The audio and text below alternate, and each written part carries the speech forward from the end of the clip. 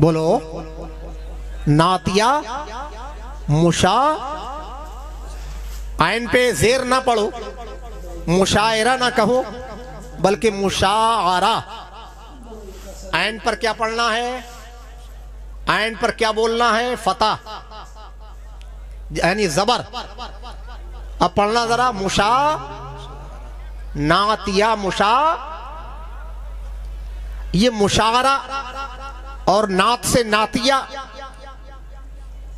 ये कौन सी जबान के अल्फाज हैं, इनका मफहूम और माना क्या है, इसका मतलब क्या है, बयान करूं। मुशागरा क्या है, मुशागरा, इसका मतलब यह होता है, ये किसी और जबान का लफ्ज नहीं है, जो सबसे अफजल जबान है, सबसे आला जबान है, जो इंटरनेशनल भी जबान है। इंटरनेशनल को कह लीजिए, जो आलमी जबान है। कौन सी जबान है, हाँ, वो जबान जो रब को प्यारी है, हमारे आका को प्यारी है, जो जबान जन्नतियों की जबान है। वो कौन सी जबान है, वो कुरान की जबान है। कौन सी जबान, कुरान की जबान में।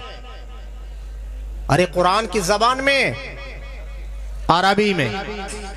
मुशागरा लफ्ज अरबी का लफ्ज है, जबान अरबी का लफ्ज है, लुगत अरबी का लफ्ज है। इसका मतलब यह होता है, किसी मकाम पर, किसी जगह चंद शोरा जमा हो, किसी जगह किसी मकाम पर चंद शोरा जमा हो, और फिर जमा हो करके वो अशआर खानी करें, अशआर पढ़ें। चंद शोरा किसी जगह जमा हो और फिर वो अशआर पढ़ें, तो इसको कहते हैं मुशागरा।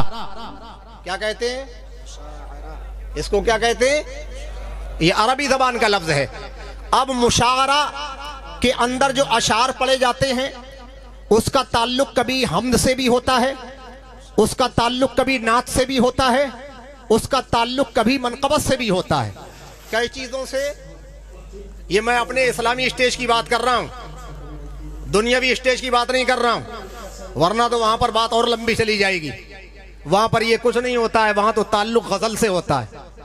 किससे, तो ये गजल वाला स्टेज, हाँ, इसलिए इस स्टेज का तकद्दुस जरूरी है, इस स्टेज का अदब जरूरी है, इस स्टेज का अदब जी, क्योंकि ये गजलिया स्टेज, ये दुनियावी स्टेज, कोई असरी स्टेज, बल्कि अल्हम्दुलिल्लाह ये एक बुजुर्ग के उर्से मुकद्दस की मुनासबत से ये स्टेज लगा है।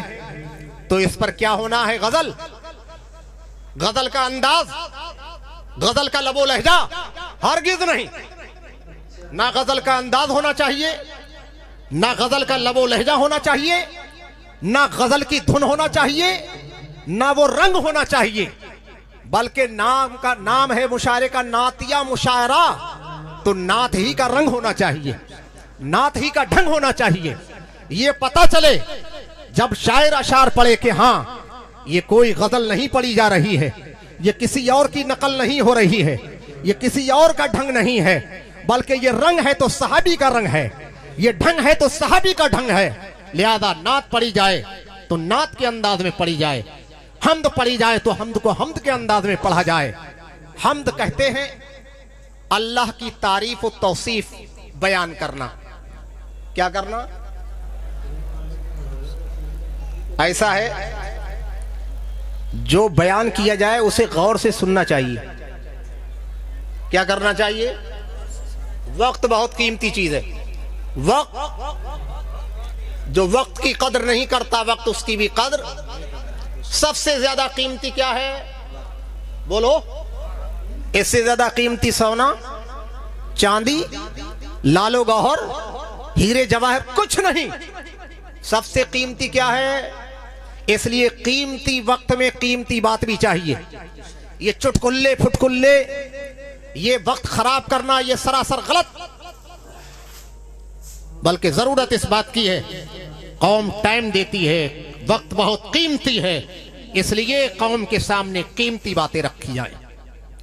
इस चीज की जरूरत है ताकि कौम को कुछ मिले, कौम की कुछ इस्लाह हो सके, कौम कुछ सीख सके।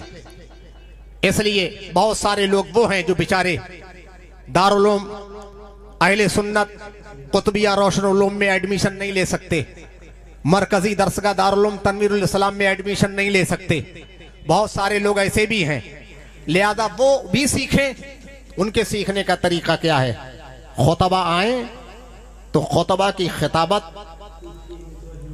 जिस टॉपिक पर हो तो कीमती बात हो, मुफीद बात हो, ताकि हमारी कौम की मालूमात में इजाफा हो, कौम गौर से सुने, समझे और उस पर अमल करे। फिर इंशाअल्लाह हमारे अंदर एक इनकलाब आएगा, बेदारी आएगी। जरूरत इस बात की कि हमारे ये बच्चे, हमारी ये नस्लें, हम इनकी अच्छी तालीम और तरबियत करें, हमारे लिए बहुत जरूरी है। हमारे अपने इदारों में निसाब तालीम वो होना चाहिए जो दीनी भी हो, असरी भी हो और वक्त की जरूरतों को पूरा करे। हमारे बच्चे, हमारे बच्चियां किसी मैदान में पीछे ना रहें। इसलिए ये जिम्मेदारान की, ये अरकान और मेंबरान की जिम्मेदारी बनती है वो निसाब लाएं और ऐसे असातिज़ा का इंतजाम भी करें। ऐसे असातिज़ा का, ये मैंने दारुल उलूम के अंदर आईना दारुल उलूम इस मुख्तसर रिसाले का नाम है, इसके अंदर बहुत सारे अगराज़ व मकासिद हैं। अल्लाह की बारगाह में दुआ है अल्लाह इन अगराज़ व मकासिद की तकमील फरमाए। हमारे मुल्क की कौन सी जबान है? हमारा मुल्क का क्या नाम है? हिंदुस्तान ना? बोलो। यहाँ की जबान हिंदी, हमारी जबान मादरी उर्दू जी। लिहाजा जो मदारिस हैं, मकातिब हैं, जामियात हैं, दारुल उलूम हैं, अरकान व मेंबरान खास तौर से तवज्जो दें, वो दोनों तालीम का इंतजाम करें, जरूरी है। ताकि अगर कोई हमारी कौम के सामने, हमारे आने वाली नस्लों के सामने अगर कोई हिंदी में चैलेंज करे तो हमारा कौम का बच्चा उस हिंदी जबान में उसके मुकाबले के लिए तैयार हो जाए। और अगर वो इंग्लिश में अगर हमला आवर होता है हमारे बच्चों पर, हमारी कौम पर, हमारे मजहब पर, तो जरूरत इस बात की है कि हम अपने बच्चों को इंग्लिश में भी माहिर करें, लिखने में भी माहिर हों और बोलने में भी माहिर हों। हिंदी लिखने में भी माहिर हों, बोलने में भी माहिर हों। और अगर कोई अरबी जबान में चैलेंज करे तो अरबी लिखने में भी हमारे बच्चे माहिर हों, बोलने में भी माहिर हों। इसी तरीके से अगर उर्दू में चैलेंज किया जाए तो उर्दू के लिखने में भी माहिर हों और बोलने में भी माहिर हों। हमारे बच्चों को इस तरह की तालीम और तरबियत से आरास्ता करना बहुत जरूरी है। खाली रस्म से काम नहीं चलेगा।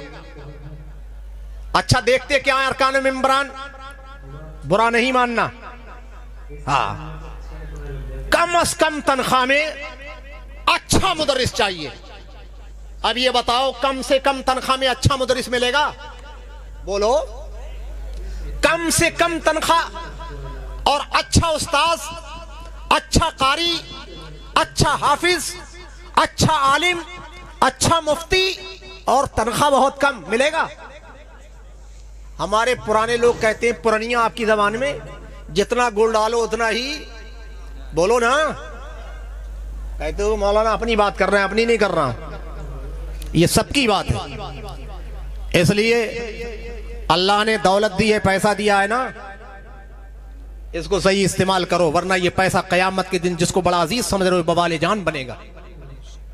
अगर आपका ये पैसा जो दौलतमंद है, इतनी बड़ी आबादी है मरडोबा की, सब अगर ईमानदारी के साथ रमजान शरीफ में ज़कात निकाले ईमानदारी से तो कितनी बनेगी?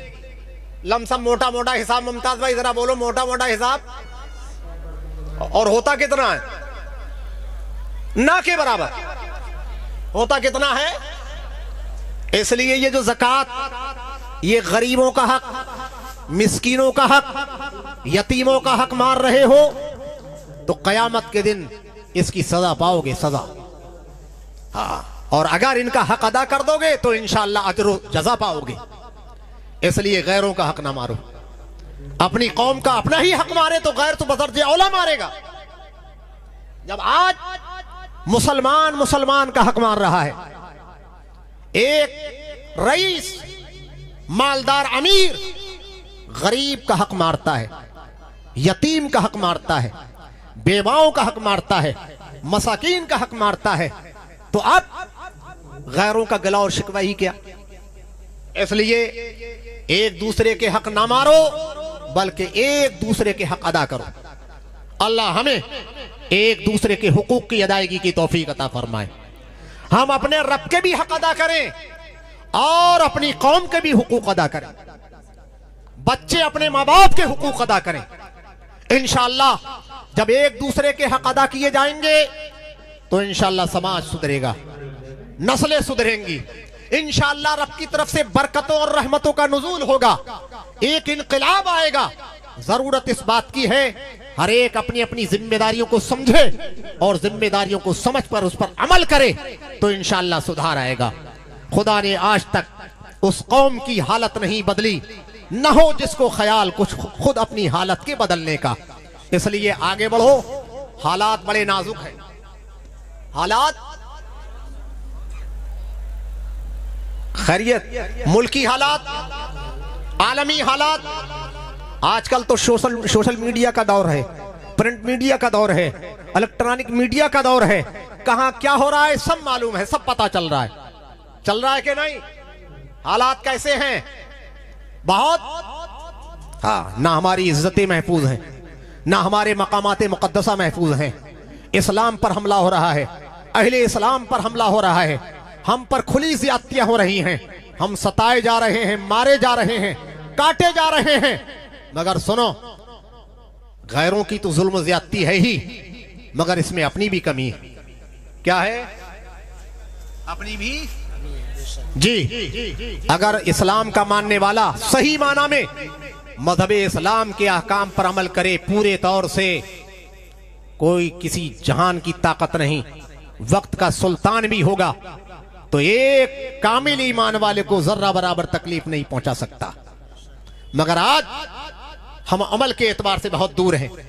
नाम के एतबार से मुसलमान, नाम के एतबार से हम मोमिन हैं, अमल के एतबार से, काम के एतबार से हम जीरो हैं। हम किस लिए आए हमें ये पता ही नहीं है। अगर कुछ लोगों को पता है मगर उस पर अमल ही नहीं, तो क्या होगा? जो कौम अपने मकसद को भूल जाए, अल्लाह ने दुनिया में किस लिए भेजा है उसे ये पता ही नहीं है, या पता तो है मगर उस पर अमल ही नहीं है, तो वो कौम बताओ सताई जाएगी कि नहीं, वो मारी जाएगी कि नहीं। इसलिए मुसलमानों, अल्लाह ने जिस मकसद के लिए भेजा है उस मकसद को पहचानो और उस मकसद पर देर ना करो, आज ही से अमल करो। किस लिए भेजा है अल्लाह ने? किस लिए भेजा है? बस तिजारत के लिए है? इबादत के लिए? हाँ, तो इबादत करो, बंदगी करो। जो बंदगी करता है, जो उसका बंदा होता है ना, तो कयामत की कोई भी ताकत उसके बंदे को नहीं सता सकती। शर्त यह है कि उसके बंदे बनो, और उसके बंदे कब बनोगे? जब उसकी बंदगी करोगे। एक वो लोग थे, हाय क्या लोग थे, जिंदगी वक्फ की बंदगी के लिए। एक हम लोग हैं, हाय अफसोस है, बंदगी छोड़ दी जिंदगी के लिए। मुसलमानों, पहले की तरह ईमान लाओ, पहले की तरह मुसलमान बनो, पहले के ईमान वालों की तरह अपने अंदर ईमान पैदा करो।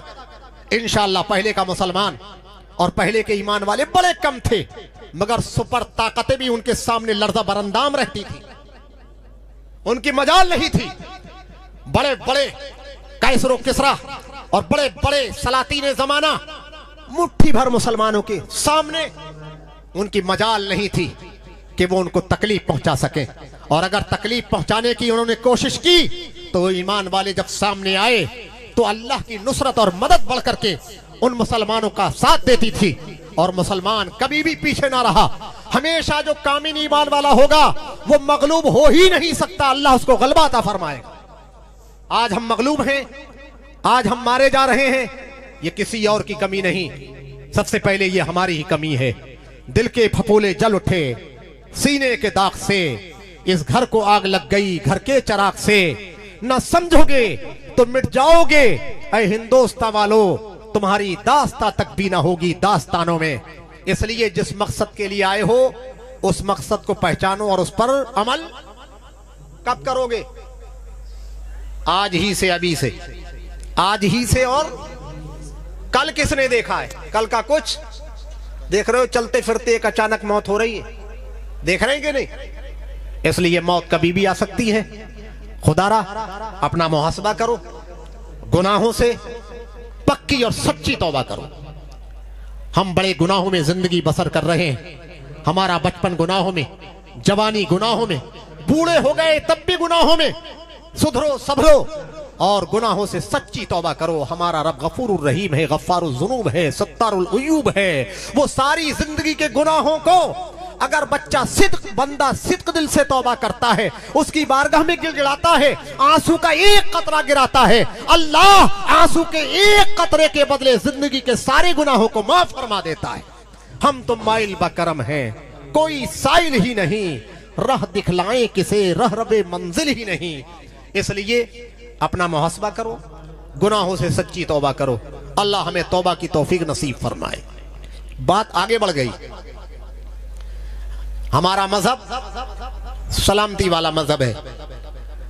मैं क्या कह रहा था कि नातिया मुशायरा, इस पर बात चल रही थी, इस पर मैं रोशनी डाल दूं, बात खत्म करूं, बात आगे बढ़ रही है। अशआर का ताल्लुक हम्द से भी होता है, अशआर का ताल्लुक नात से भी होता है, और अशआर का ताल्लुक मनकबत से भी होता है। अब हम्द किसको कहते हैं?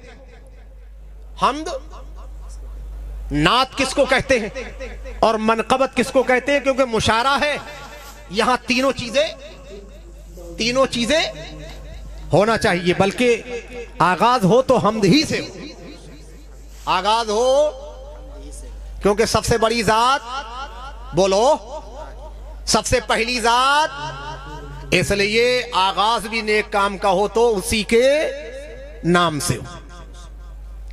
तो वो अशार जिनका ताल्लुक रब की तारीफ और तौसीफ से हो उसको हम्द कहते हैं। और हम्द भी किसी और जबान का लफ्ज नहीं बल्कि अरबी जबान का लफ्ज है। किसका? ऐसे ही नात भी किसी और जबान का लफ्ज नहीं बल्कि अरबी जबान का लफ्ज है। ऐसी मनकबत भी किसी और जबान का लफ्ज नहीं बल्कि अरबी ही जबान का लफ्ज है। लिहाजा वो अशार जो रब की तारीफ और तौसीफ पर मुश्तमिल हो उनको हम्द कहा जाता है। वो अशार जो सरकार की तारीफ और तौसीफ पर मुश्तमिल हो उनको नात कहा जाता है। वो अशार जो औलिया इकराम की, बुजुर्गान दीन की तारीफ और तौसीफ पर मुश्तमिल हो उनको मनकबत कहा जाता है। लिहाजा अशार की सूरत में अल्लाह की तारीफ हमारे आका ने भी फरमाई। अशार की सूरत में तारीफ हमारे सरकार सल्लल्लाहु अलैहि वसल्लम ने भी फरमाई। नस्र की सूरत में भी और अशार की सूरत में भी। तारीफ किसने की अपने रब की? बोलो, हमारे सरकार सल्लल्लाहु अलैहि वसल्लम ने। अब आप कहते होंगे कैसे मौलाना? सुनो, बुखारी शरीफ जिल्द सानी, ग़ज़वे खंदक का मौका है। अल्लाह के रसूल सल्लल्लाहु अलैहि वसल्लम के सहाबा मिट्टी खोद रहे हैं, खंदक खोद रहे हैं, गड़ा खोद रहे हैं, मिट्टी सहाबा निकाल रहे हैं, ढो रहे हैं। मेरे आका ने सिर्फ सहाबाही से काम नहीं लिया। आका तो नबी रहमत हैं, सहाबाए किराम खंदक खोद रहे हैं, मिट्टी ढो रहे हैं, तो हमारे आका भी मिट्टी ढो रहे हैं।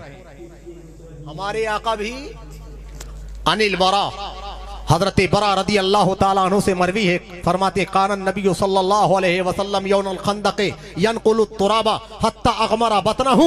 सहाबाए किराम के साथ साथ सरकार सहाबा मिट्टी ढो रहे हैं तो सरकार भी सहाबा के साथ मिट्टी ढो रहे हैं। और सरकार ने इतनी मिट्टी ढोई कि मिट्टी ने सरकार के शिकमे मुबारक की ताबानियों को छुपा लिया। सरकार का शिकमे मुबारक गर्द आलूद हो गया। यहीं से पता चला बड़े को चाहिए जब छोटे से कोई काम ले तो खुद भी काम में शरीक हो जाए। मेरे आका की सुन्नत है। अल्लाह के रसूल सल्लल्लाहु अलैहि वसल्लम खुद भी खंदक का मौका है और मिट्टी ढो रहे हैं, और मेरे सरकार ने, हमारे आका ने उस वक्त रिज्जिया अशार कहे।